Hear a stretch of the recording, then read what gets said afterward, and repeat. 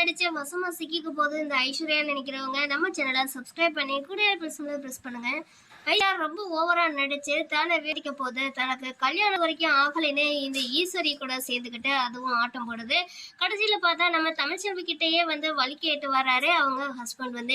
யாரை வீட்டுக்கு போறீங்க அப்படின்னு கேட்கும்போது இப்போ நம்ம சேதுவுடைய வீட்டு அட்ரஸை காட்டி வழி கேட்குறாரு அவரும். அங்க எதுக்காக வேண்டி போறீங்க, நீங்க யார் அப்படின்ற நம்ம தமிழ் கேட்டதுக்கு அங்க என் ஒய்ஃப்னு ஒருத்தி வந்து ரொம்ப நாளா உட்காந்துருக்கா, நான் கல்யாணத்துக்கு போறேன் அப்படின்னு சொல்லிட்டு வந்தவதான். அதுக்கப்புறம் என்னாச்சுன்னே தெரியல, அதனால அவளை தேடி நான் போறேன்ற மாதிரி இப்போ மாசா என்ட்ரி கொடுக்குறாரு ஐஸ்வர்யா ஹஸ்பண்டும். இந்த மாதிரி சமயத்துலதான் நம்ம ஈஸ்வரியும் நம்ம சேதுவுக்கும் ஐஸ்வர்யாவுக்கும் கல்யாணம் பண்ணி வச்சிடலான்னு கல்யாண பேச்சை எடுக்கிறாங்க ராஜாங்கத்துக்கிட்ட. ராஜாங்கமும் பிடி கொடுக்காம பேசிக்கிட்டு இருக்கும்போது சபாஸ் ஆண்டி என் ஒய்ஃபை இந்த வீட்டுக்கு கல்யாணத்துக்குன்னு வர வச்சுட்டு அவளுக்கே கல்யாணம் பண்ணி வைக்கலான்னு பிளான் பண்றீங்களா அப்படின்னு என்ட்ரி கொடுக்குறாரு. இப்போ நம்ம ராஜாங்கத்துக்கு தூக்கி வாரி போட்டுறது.